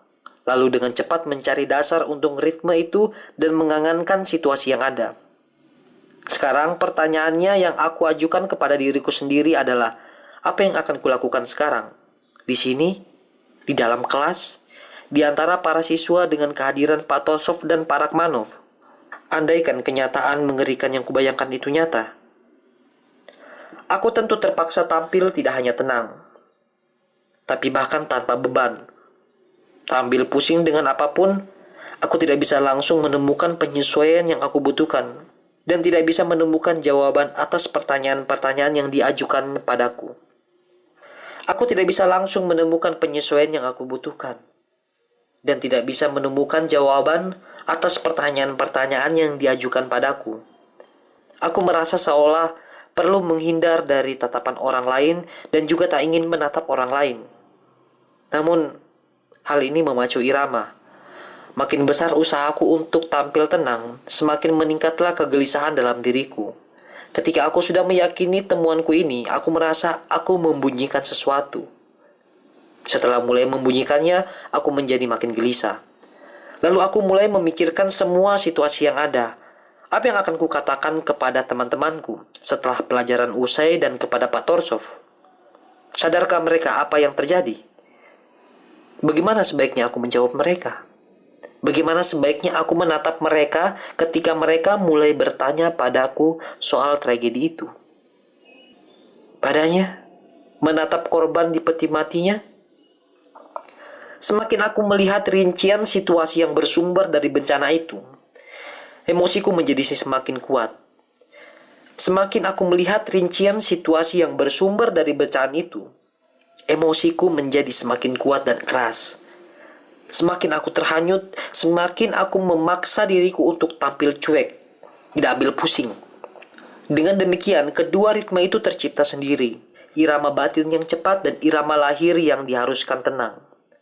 Paduan dua irama ekstrem itu semakin kuat mempengaruhiku, karena sekarang aku telah menemukan garis situasi yang meyakinkan dan masuk akal. Garis-garis tembus laku yang berada di bawah alur, aku tidak lagi perlu memikirkan waktu dan ritme. Secara wajar aku terus menghayati ceritanya dalam irama yang telah kutetapkan. Aku menjadi yakin tentang hal ini karena ternyata Pak Torsov mengetahui apa yang berlangsung di dalam diriku, meskipun aku berusaha keras menyembunyikannya. Pak Torsov menyadari bahwa aku menghindari memperlihatkan tatapan. Takut mereka akan melaporkan aku ke pihak berwajib. Aku menggunakan semacam dahlil untuk menancapkan pandangan mataku ke benda ini, atau itu berganti-ganti, yang masing-masing kuamati dengan cermat, seolah aku tertarik sekali. Lebih dari semua hal ini, ketenanganmu yang gelisah mengungkapkan kekacauan batinmu, katanya. Kau sendiri tidak menyadari bahwa tanpa sengaja gerakan matamu, tenggorokan kepalamu dan lehermu berlangsung dalam tempo ritme kegelisahan dan batinmu. Ketika kamu menarik keluar sapu tanganmu, ketika kamu bangkit lalu duduk lagi seperti mencari posisi yang lebih nyaman, saya ketahui dengan jelas bahwa itu kamu lakukan untuk menutup-nutupi situasi pikiranmu. Tapi kamu menyingkapkan keadaanmu sendiri dengan membuat gerakan-gerakan itu. Kamu tidak melakukannya dengan tenang dan biasa-biasa saja, tapi dengan irama yang cepat dan gugup yang harus kamu sembunyikan dari kami. Tapi kamu segera menguasai diri kembali, lalu memandang berkeliling untuk melihat jangan-jangan ada orang yang sempat melihat sesuatu yang tidak beres dalam dirimu. Setelah itu, kamu meneruskan bergerak lagi dengan ketenangan yang dipaksakan secara artifisial. Rasa-rasanya ketenangan yang terus-menerus disela dan dirusak oleh gangguan batin itulah yang membuatmu terbaca. Itulah yang selalu akan terjadi dalam kehidupan jika kita menyembunyikan emosi batin yang besar. Lalu seseorang akan duduk diam, tenggelam dalam pikirannya sendiri, terserap oleh perasaan yang harus ia sembunyikan karena sesuatu alasan. Coba sergap dia saat sedang lengah. Kalian akan lihat selama 1 detik dia akan terjengkit, terlompat dan lari ke arah kalian dalam irama cepat yang sama dengan yang sedang berlangsung dalam dirinya. Lalu dengan segera dia akan memperoleh kembali kendali atas dirinya, memperlambat gerakan-gerakannya, langkah-langkahnya, dan berpura-pura tenang di luar. Jika tidak ada alasan yang memaksa dia untuk menyembunyikan situasi gelisahnya, dia akan terus bergerak dan berjalan dalam tempo ritme cepat yang mengungkapkan kondisi gelisahnya. Kadang-kadang semua lakon, semua peran yang didasarkan dan diungkapkan melalui gabungan beberapa tempo ritme kontras. Banyak lakon Chekhov didasarkan pada ini. The Three Sisters, Anselvanya, contohnya tokoh Astrov dan Sonya. Unselvanya. Tokoh-tokohnya secara lahiria hampir selalu tenang, sedangkan secara batinia terdengup dengan kegelisahan emosi. Ketika aku merasa gerakan-gerakan lambatku sangat pas untuk menyampaikan irama cepat kegelisahan hatiku, mulailah aku menyalahgunakannya, tapi Pak Torsov dengan cepat menghentikanku. Kami, para penonton, menilai situasi pikiran orang lain pertama-tama melalui apa yang kami lihat. Tentu saja ketika gerakan-gerakan fisik tidak terkontrol, gerakan-gerakan itu menarik perhatian kami. Jika gerakan-gerakan itu tenang, pelan, kami mendapat kesan bahwa orang itu dalam keadaan puas. Tak kurang suatu apa. Tapi jika kami melihat lebih dekat ke dalam matanya, misalnya, kami mulai merasakan emosi-emosinya dan muatan batinnya yang ada disembunyikan dari kami. Ini berarti pada saat-saat tertentu, aktor harus tahu cara memperlihatkan matanya kepada publik yang terdiri atas beribu-ribu orang. Ini bukanlah soal yang mudah. Perlu pengetahuan untuk melakukannya, juga kontrol. Tidaklah mudah bagi penonton untuk menatap 2 titik kecil mata seorang aktor. Aktor yang sedang ditatap perlu diam tak bergerak cukup lama. Oleh karena itu, meskipun cukup ada alasan bagimu untuk menoleh ke sana sini dan mondar-mandir, itu harus kau lakukan secara ugahari dan terkendali ketika lakon yang sedang kau mainkan terpusat di wajah dan matamu. Kau harus berakting dengan cara tertentu yang menjadikan matamu terlihat oleh kami. Setelah giliranku, Gracia dan Sonya memainkan adegan buatan mereka sendiri tentang suami pencemburu yang terus-menerus memeriksa istrinya dengan pertanyaan-pertanyaan. Sebelum bisa menyatakan tuduhannya, suami itu harus menjebak istrinya. Dalam situasi yang demikian, dia harus menunjukkan sikap tenang, dengan cerdik menyembunyikan situasi batinnya, dan tidak membiarkan si istri menatap matanya. Komentar Pak Torsov untuk Gracia sebagai berikut. Kau sepenuhnya tenang dan tidak melakukan usaha untuk menyembunyikan kegelisahan batin, karena tidak ada sesuatu pun untuk disembunyikan. Coachnya sangat gelisah, jadi dia memiliki sesuatu yang harus disembunyikan. 2 tempo ritme mengisi dirinya secara bersamaan, yaitu tempo ritme lahir atau tempo ritme luar dan tempo ritme batin alias tempo ritme dalam. Dia hanya duduk di sana dan tidak melakukan apapun, tapi itu menarik perhatian kami. Kau duduk di sana, tapi kami tidak terpengaruh karena dalam situasi pikiran yang kompleks dan terbelah yang kamu bayangkan sedang kamu alami. Tempo ritmemu tetap hanya satu, yaitu tempo ritme tenang, yang menyamarkan nada sehingga yang muncul adalah obrolan keluarga yang tenang, hangat dan bersahabat. Biar ku ulangi. Dalam pola batin dan kecenderungan emosi yang rumit dan saling bertentangan, Kalian tidak bisa berjalan baik kalau hanya dengan satu tempo. Kalian harus mengkombinasikan beberapa tempo ritme. 9. Sampai sekarang kita membicarakan tempo ritme satu persatu, kelompok, orang, momen, dan adegan. Tapi lakon dan pergelaran secara keseluruhan punya tempo ritme tersendiri pula, Pak Torsov menjelaskan. Apakah ini berarti bahwa begitu sudah dimulai, maka tingkat kecepatan dan birama harus dipertahankan tanpa mempertimbangkan lebih lanjut keseluruhan pergelaran? Tentu saja tidak. Tempo ritme lakon atau pergelaran bukanlah satu hal yang tunggal, melainkan serangkaian penggabungan besar dan kecil sebagai tingkat dan warna-warni tingkat kecepatan serta birama yang diubah secara harmonis menjadi satu keutuhan besar. Semua tempo dan irama dalam keseluruhannya menciptakan atmosfer tertentu, megah dan khidmat, atau ringan dan riang. Arti tempo ritme sangatlah besar untuk pergelaran apapun. Seringkali semua lakon yang bagus, yang sudah dirancang dan dimainkan dengan cantik, tidak sukses karena ditampilkan dengan kelambatan yang tidak semestinya, atau keterburu-buruan yang tak pada tempatnya.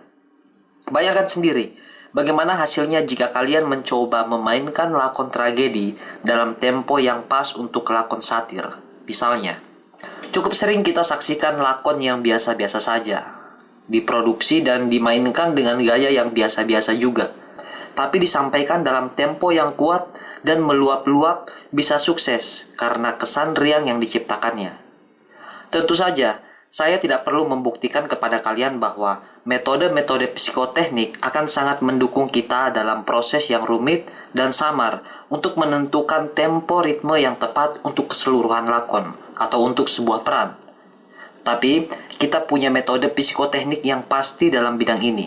Maka inilah yang terjadi dalam praktik sehari-hari. Tempo ritme keseluruhan suatu pergelaran drama biasanya tercipta secara kebetulan atau muncul dengan sendirinya. Jika seorang aktor, karena alasan apapun, memiliki rasa permainan dan rasa peran yang tepat, jika kondisinya sedang baik, jika penonton responsif, maka aktor itu akan menghayati perannya dengan cara yang benar. Maka tempo ritme yang pas akan terbentuk dengan sendirinya. Jika ini tidak terjadi, kita seakan jadi tak berdaya. Jika kita menguasai jenis psikoteknik yang tepat, kita dapat menggunakannya untuk menetapkan dasar tempo ritme lahir atau luar lebih dulu, kemudian tempo batin atau dalam. Kedua irama itu akan merangsang perasaan. Yang beruntung adalah para musisi, penyanyi dan penari. Mereka punya metronom, konduktor orkes, dan dirjen paduan suara. Persoalan mereka dengan tempo ritme semuanya sudah selesai. Mereka menyadari pentingnya tempo ritme itu dalam kerja kreatif mereka. Keakuratan pergelaran musik mereka hingga batas tertentu sudah dijamin. Artinya, keakuratan itu sudah terpasang dan mantap. Dilihat dari sudah adanya tempo dan birama yang betul. Hal-hal itu tertera dalam partitur musik mereka dan selalu diatur oleh konduktor.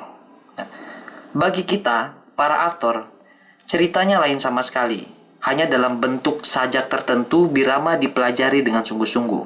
Sedangkan di luar bentuk-bentuk sajak tertentu dengan birama tertentu itu, aktor tidak punya panduan, metronom, nada, partitur maupun konduktor atau dirjen.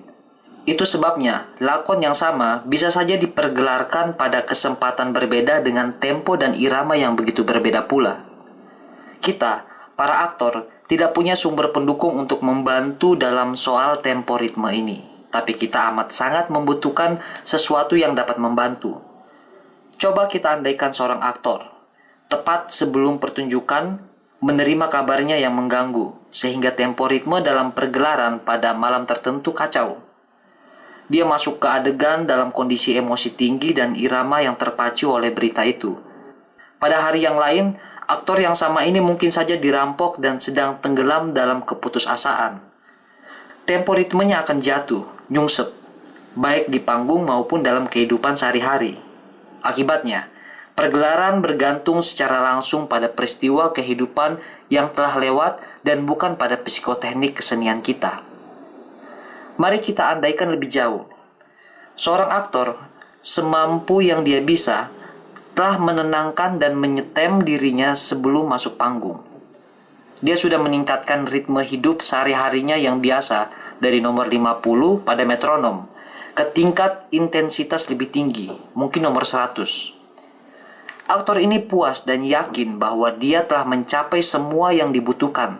Tapi dalam kenyataan, dia masih jauh dari ritme lakon yang tepat yang seharusnya dia capai, yaitu katakanlah nomor 200. Kekurangan ini tercermin pada situasi-situasi yang dimaksud, pada tujuan kreatifnya dan pencapaiannya. Tapi hal yang paling serius adalah bahwa kekurangan itu tercermin pada reaksi dan penghayatan emosinya dalam peran yang dibawakannya. Ingatlah situasi diri ketika kalian tampil dalam pertunjukan uji coba pertama kalian dalam An Actor Prepper penyunting. Berdiri di depan lubang hitam besar lengkung prosenium dan menghadap ke auditorium yang kalian yakini dipenuhi kerumunan penonton yang sangat banyak. Sekarang, cobalah menjadi konduktor dan ketukan tempo ritme kalian saat itu. Kami melakukan seperti yang diminta, tapi tanganku kewalahan menyampaikan semua nada 30 detik dengan titik-titiknya yang tripelit dan sinkop-sinkop untuk merepro peristiwa yang patut dikenang itu. Pak Torsov menetapkan nomor 200 sebagai kecepatan tempo yang aku pimpin.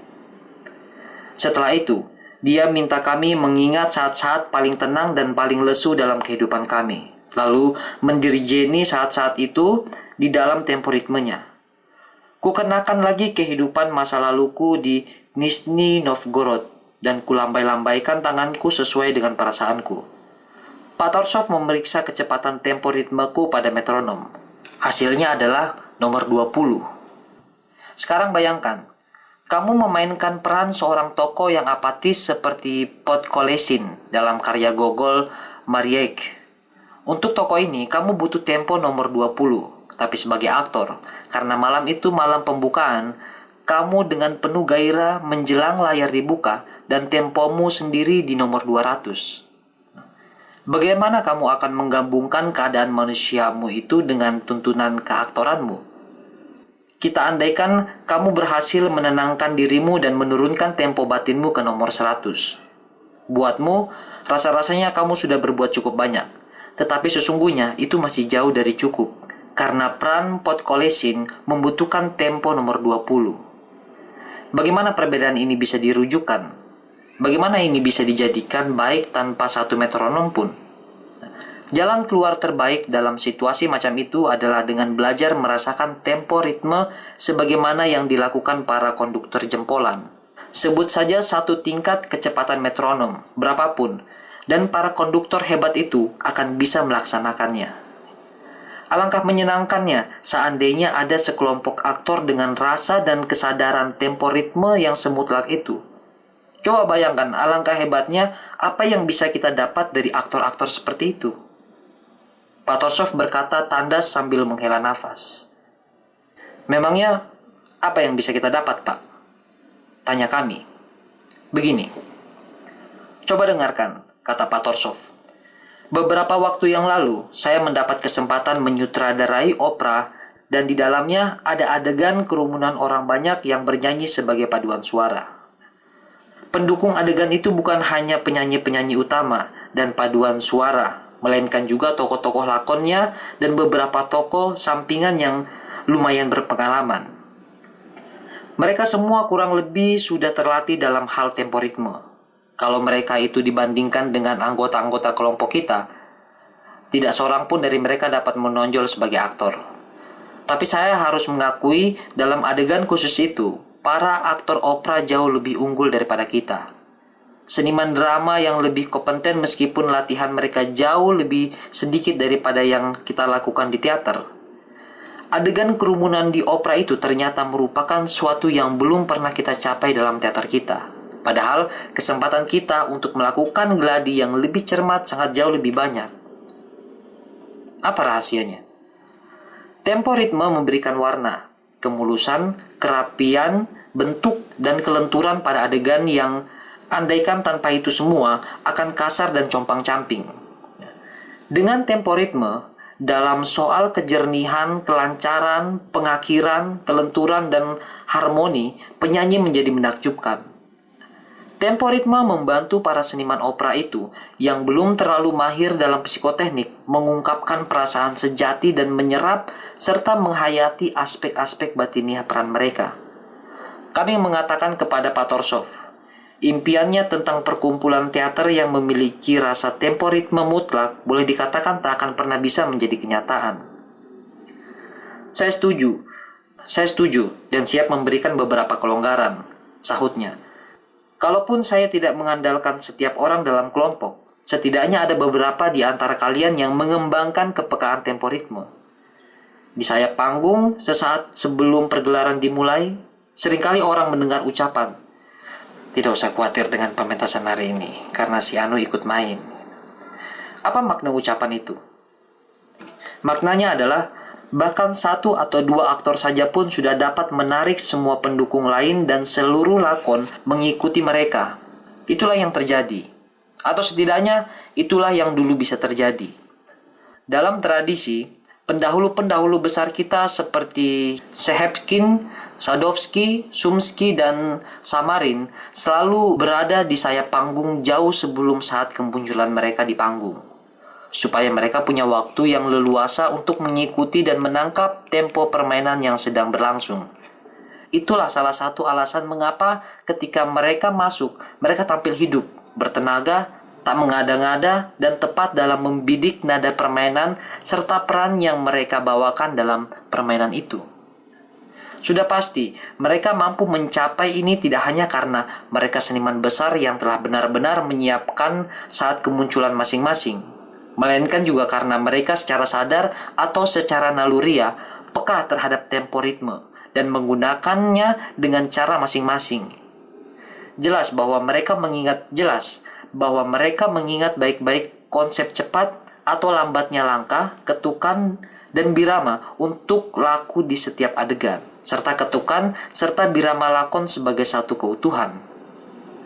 Atau mungkin juga setiap saat mereka membuat awal yang baru dan segar dalam menemukan tempo ritme permainan dengan duduk berlama-lama di sayap panggung sebelum muncul dan mengikuti secara cermat apa yang sedang berlangsung di panggung. Jadi, mereka menyetem atau menalah diri mereka, secara sadar atau tidak sadar, supaya cocok dengan tempo ritme yang sedang berlangsung. Barangkali mereka punya cara khusus untuk melakukan hal ini, yang sayangnya kita tidak punya informasinya. Kalian juga harus berusaha menjadi seniman seperti itu, yang mampu menularkan tempo ritme yang tepat kepada semua teman bermain. Pak, apa dasar psikoteknik yang digunakan untuk menetapkan tempo ritme suatu lakon atau peran? Apa yang menjadi dasar pengembangan kita? Tanyaku. Tempo ritme keseluruhan lakon adalah tempo ritme garis tembus laku dan isi subteks lakon. Kalian sudah mengetahui bahwa garis tembus laku memerlukan dua sudut pandang aktor dan sudut pandang peran. Seperti halnya pelukis yang membagi-bagi warna pada lukisannya dan berusaha menetapkan imbangan yang benar dalam hubungan antara warna dengan warna. Aktor pun mengupayakan pembagian tempo ritme dalam imbangan yang betul untuk seluruh garis tembus laku dalam suatu lakon. Di seluruh kolong langit ini kita tidak akan pernah mampu melakukan tanpa seorang konduktor, kata Vanya merenung. Makanya, Pak Rachmaninoff di sini akan menemukan sesuatu sebagai ganti konduktor, alias dirijen bagi kalian, kata Pak Torsov tertawa sembari meninggalkan kelas.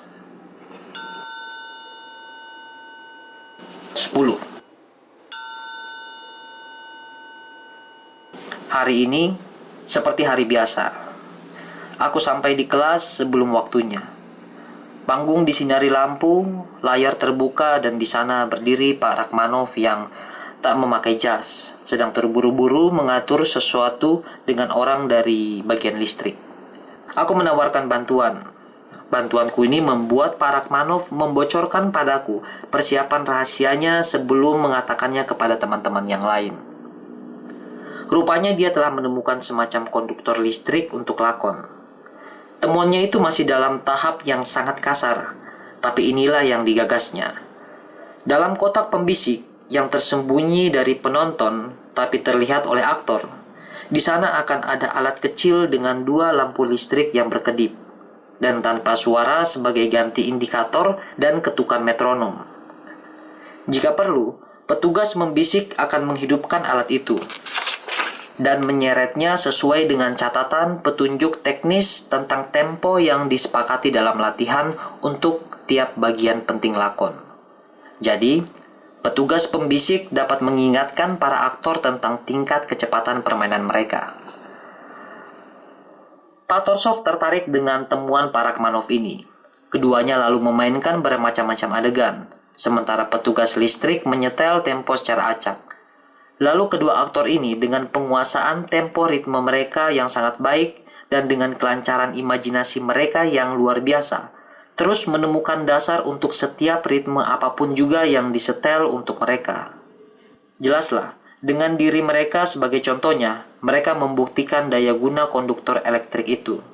Setelah mereka, tibalah giliranku, Paul dan siswa lainnya untuk melakukan serangkaian uji coba. Hanya kadang-kadang saja kami bisa langsung sesuai dengan kecepatan yang diberikan. Selebihnya kami limbung, tak berhasil menyesuaikan diri dengan hitungan. Kesimpulan yang bisa diambil dari peristiwa ini kiranya jelas, kata Pak Torsov. Konduktor elektrik ini sangat bagus sebagai alat bantu aktor dan bisa digunakan sebagai pengatur suatu pergelaran. Dalam praktik, alat ini mungkin saja ditambahkan dan bermanfaat, tapi hanya kalau semua atau setidaknya beberapa aktor sudah memiliki kesadaran atau rasa tempo ritme yang terlatih dengan baik. Sayangnya, dengan beberapa perkecualian yang langka, sangat sedikit orang semacam itu di dalam cabang seni kita ini. Lebih sedihnya lagi, Pak Torsov melanjutkannya dengan nada tertekan. Lebih sedihnya lagi, Pak Torsov melanjutkannya dengan nada tertekan. Hanya sedikit, atau tak ada sama sekali kesadaran akan pentingnya tempo ritme dalam drama. Oleh sebab itu, sangat penting bahwa kalian memberikan perhatian istimewa pada latihan tempo ritme kalian yang akan datang. Kelas berakhir dengan pencapaian ramai. Sejumlah siswa menawarkan gagasan mereka tentang bagaimana menggantikan fungsi konduktor untuk lakon. Di sini Pak Torsov mengatakan sesuatu yang patut diperhatikan. Menurut pendapatnya, aktor sebelum pertunjukan dan selama waktu istirahat seharusnya secara bersama-sama melakukan latihan dengan musik yang sudah diperhitungkan untuk menyetel mereka terus dalam ketukan tempo ritme yang tepat. Nah, ini artinya perlu dibuat latihan tersendiri. Latihannya terdiri dari apa saja? Pertanyaan muncul dari berbagai bagian. Jangan tergesa-gesa, Pak Torsov memperingatkan. Sebelum kalian sampai pada latihan itu, kalian harus melakukan semua rangkaian latihan besar. Latihan macam apa? Para siswa bertanya lagi. Akan saya katakan dalam pertemuan berikutnya, jawab Pak Torsov sambil meninggalkan panggung. 11. Selamat siang. Baik-baik saja kah tempo ritme kalian? Begitu Pak Torsov menyapa kami sambil masuk kelas. Lalu sambil menatap wajah penasaran kami, dia menambahkan, kalian kaget dengan sapaan saya yang menanyakan tempo ritme? Bukan apa kabar, misalnya? Kesehatan kalian bisa baik atau buruk, tapi jika tempo ritme kalian baik, itu bukti terkuat bahwa kalian baik-baik saja. Itu sebabnya saya menanyakan tempo ritme kalian. Maknanya sama dengan semoga sehat walafiat. Tapi sekarang serius. Katakan kepada saya, kau dalam keadaan tempo ritme macam apa? Saya sungguh tidak tahu, Pak, jawab Paul. Bagaimana dengan kamu? Pak Torsov bertanya berpaling ke Leo. Tidak tahu, jawabnya menggumam. Dan kau? Pak Torsov menanyaiku dan siswa lainnya secara bergiliran. Tidak seorang pun dapat menjawabnya dengan jelas. Jadi, kelompok teater macam inilah yang berkumpul di sini. Pak Torsov berseru dengan rasa terkejut yang dibuatnya. Pak Torsov Jadi? Oh, tidak seorang pun dapat menjawab dengan jelas. Jadi, kelompok teater macam inilah yang berkumpul di sini. Pak Torsov berseru dengan rasa terkejut yang dibuat-buat. Ini pertama kali dalam hidup saya bertemu orang-orang macam ini. Tidak seorang pun dari kalian yang sadar akan ritme, tempo hidupnya sendiri. Padahal mestinya orang berpikir bahwa setiap manusia pasti merasakan tingkat kecepatan atau beberapa ukuran lain untuk geraknya, tindakannya, perasaannya, pemikiran dan pernafasannya, denyut peredaran darahnya, detak jantungnya, dengan kata lain kondisi umumnya. Tapi tentu saja kita tidak bisa merasakan itu semua. Yang tidak kita pahami adalah pada saat apa kita melakukan pengukuran. Apakah ketika saya membayangkan kesenangan yang akan saya dapatkan malam ini, yang lalu membangkitkan tempo ritme ceria dalam diri saya? Atau pada saat-saat lain ketika saya meragukan apakah hari ini akan menyenangkan, sehingga tempo ritme saya mengendor? Jika kalian mengetukkan kedua kecepatan itu untuk saya, kata Pak Torsov, yang akan muncul adalah irama yang tidak ajeng. Itulah yang sedang kalian jalani dan hayati saat ini. Kalian mungkin saja keliru, tapi itu tidak apa. Yang penting adalah dalam menelusuri tempo ritme di dalam diri kalian, kalian menemukan perasaan kalian sendiri. Apa tempo ritme kalian ketika bangun pagi tadi? Demikian pertanyaan Pak Torsov berikutnya. Para siswa mengernyitkan alis. Kesannya mereka sedang berpikir sangat serius untuk menemukan jawabannya. Masa kalian harus berjuang sekuat tenaga seperti itu untuk menjawab pertanyaan saya? Tanya Pak Torsov terkejut. Rasa tempo ritme kita selalu ada, tersedia, gratis. Kita selalu punya gagasan, meskipun gagasan samar, tentang setiap saat yang telah kita jalani. Aku mencoba membayangkan situasi-situasi ketika aku bangun tadi pagi dan ingat bahwa aku merasa semacam kegundahan. Aku takut terlambat datang pada jam pelajaran pertama. Aku harus mencukur kumis, mampir di kantor pos untuk menguangkan wesel yang seharusnya sudah kulakukan beberapa hari sebelumnya. Maka muncul tempo ritme khawatir dan cepat yang kuketukkan dan kuhayati kembali ketika membuat ketukan itu. Setelah sesaat, Pak Torsov menemukan permainan baru. Dia mengetukkan untuk kami ritme yang agak cepat dan tak merata. Kami mengulanginya beberapa kali sampai kami terbiasa dengan ritme itu dan menikmatinya. Sekarang, kata Pak Torsov, kalian putuskan dalam situasi khayal apa dan dari pengalaman emosi apa irama semacam itu bisa muncul. Untuk mencapai tujuan, kami sangat perlu mereka-reka fisik yang tepat. Aku harus mengubah khayalanku dengan menanyakan serangkaian pertanyaan kepada diri sendiri. Di mana? Kapan? Untuk apa? Kenapa aku ada di sini? Siapa orang-orang di sekitar ini? Lalu, tampaknya aku ada di semacam ruang tunggu, suatu rumah sakit. Lalu tampaknya aku sadar ada di macam ruang tunggu suatu rumah sakit. Beberapa saat menjelang vonis tentang kesehatanku. Apakah aku benar-benar sakit? Harus operasi? Mungkin mati. Atau aku cukup sehat dan bisa keluar dari sini sebagaimana ketika aku masuk.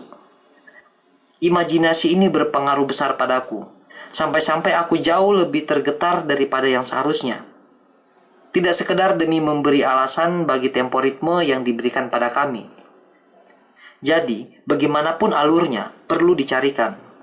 Aku tidak sedang menantikan operasi khayalan, melainkan seorang dokter gigi yang akan mencabut salah satu gigiku.